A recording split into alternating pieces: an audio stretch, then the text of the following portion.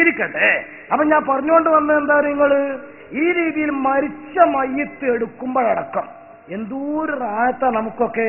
ഉമ്മാന്റെ മയ്യത്തെടുക്കുന്നു, ഉപ്പാന്റെ മയ്യത്തെടുക്കുന്നു, എല്ലാരും കൂടി നിൽക്കുകയാണ്. അവസാനം ഈ മയ്യത്തിന് യാത്രയപ്പ് കൊടുക്കുകയാണ്. ആ യാത്രയപ്പിന്റെ സമയത്ത് അൽ ഫാത്തിഹ, അതൊരു മദ്രസയുടെ ബെല്ലടി പോലെ കണക്കാക്കിക്കോളി നിങ്ങൾ.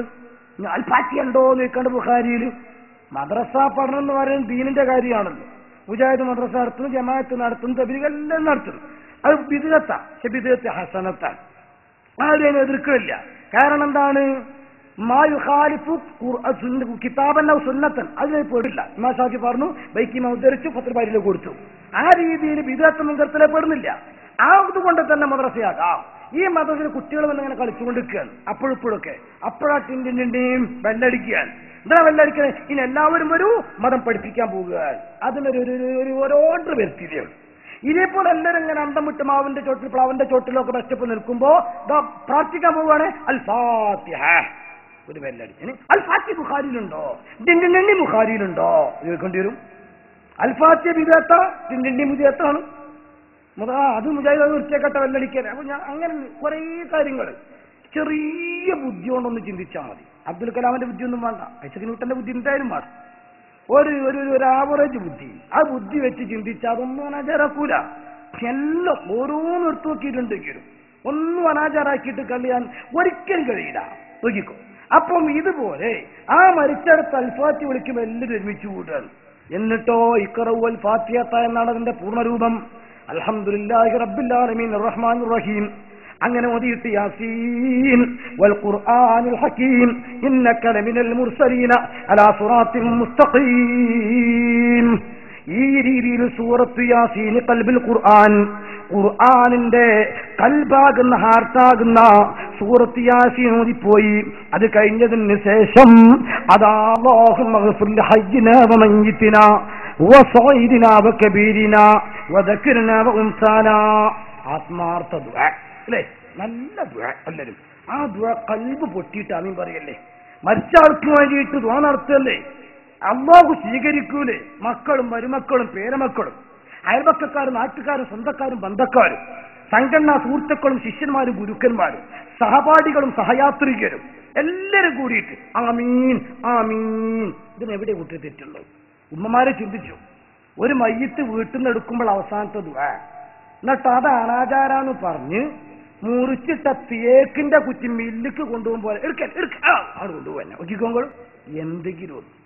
എന്നാൽ ഇപ്പൊ പേരോട് ഉസ്താദ് നാദാപുരത്ത് മുജാഹിദുമായിട്ട് അങ്ങോട്ടും ഇങ്ങോട്ടും വാഗ്വാദം നടത്തി അറിയാതെ പറഞ്ഞു പോയി സൂപ്പർ സ്റ്റാർ നമ്മളെ ഹുസൈൻ സലഫി, അവരെ സൂപ്പർ സ്റ്റാറാ പറഞ്ഞുപോയി. മരിച്ചടത്ത് മയ്യത്തിനടുത്ത് ഹാജരായാൽ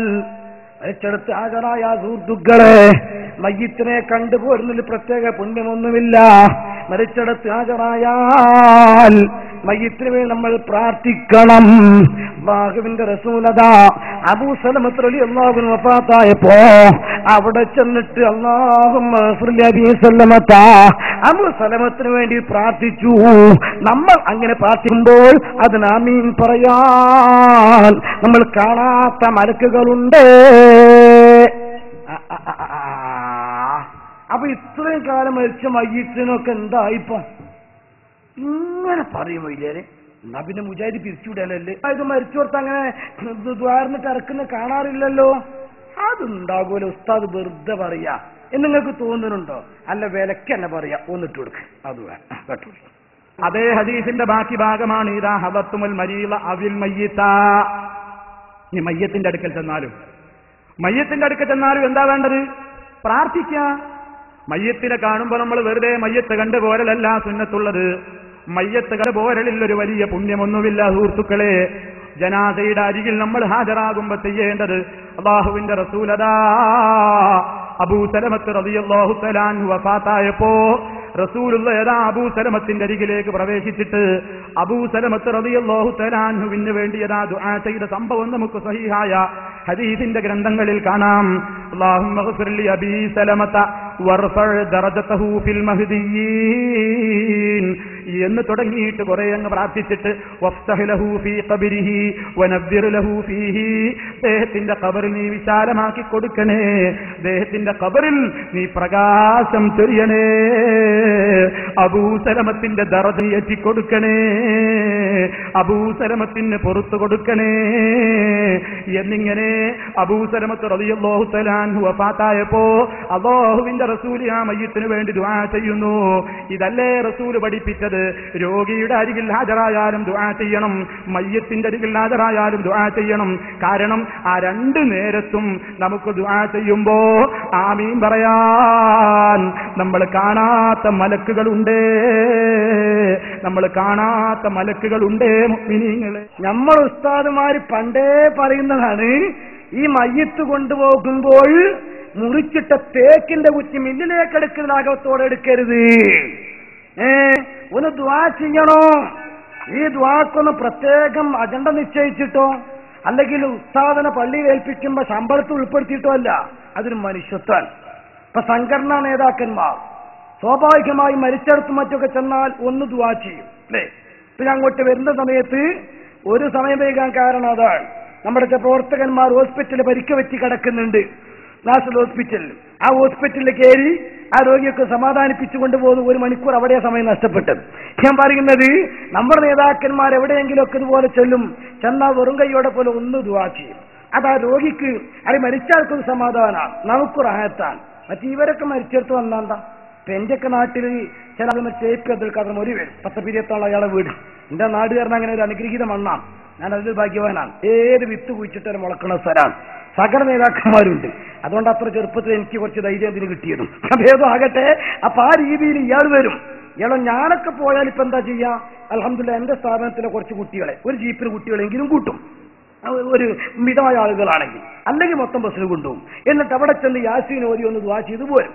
അപ്പൊ ആളുകളൊക്കെ ആമീൻ പറയും. ഓ ഇല്ല, സക്കാഫി വന്നിട്ട് ഒന്ന് ദുആ ചെയ്തു പോയി, അൽഹംദുലില്ലാഹ്. എന്നെക്കാൾ ടോപ്പ് നേതാവ് മുജാഹിദിന്റെ AP അബ്ദുൽ പോലെ ഒരു കയ്യിലും വലിയ നേതാവ് കേരളത്തിലില്ല. അയാളാണെങ്കിലോ അയാളിങ്ങനെ വന്നിട്ട് പതുക്കെ അങ്ങനെ വന്ന് അയാൾ പോലെ കച്ചവങ്കളവ് പോയ കുട്ടികൾ മറ്റേ കങ്കാരിന് നോക്കുമ്പോൾ നോക്കിയിട്ട് ഒന്നാണ് പോകും. ഇതുകൊണ്ട് മയ്യത്തിന് വല്ല കാര്യം കിട്ടിയോ? ഇയാൾക്ക് കിട്ടിയോ? അതില്ലാന്നാ സലഫി പറയുന്നത്. മയ്യത്തിനെ കണ്ടുപോരുന്നതിൽ ഒരു പുണ്യമൊന്നുമില്ല സുഹൃത്തുക്കളെ. മയ്യത്തിനടുത്ത് നമ്മൾ ഹാജരായാൽ എന്താ ചെയ്യേണ്ടത്? മരിച്ചെടുത്ത് ഹാജരാ എന്താ ചെയ്യേണ്ടത്? അയാൾ ചോദിക്കുക, പ്രാർത്ഥിക്കണം മയ്യത്തിന് വേണ്ടി. അബൂ സലമത്ത് റളിയല്ലാഹു അൻഹു വഫാത്തായപ്പം അദ്ദേഹം സ്വഹാബിയാണ്, അല്ലാഹുവിന്റെ റസൂലതാ അബൂ സലമത്തിന് വേണ്ടി പ്രാർത്ഥിക്കുന്നു. നമ്മൾ പ്രാർത്ഥിക്കുമ്പോ ആമീൻ പറയാൻ നമ്മൾ കാണാത്ത മലക്കുകളുണ്ട്.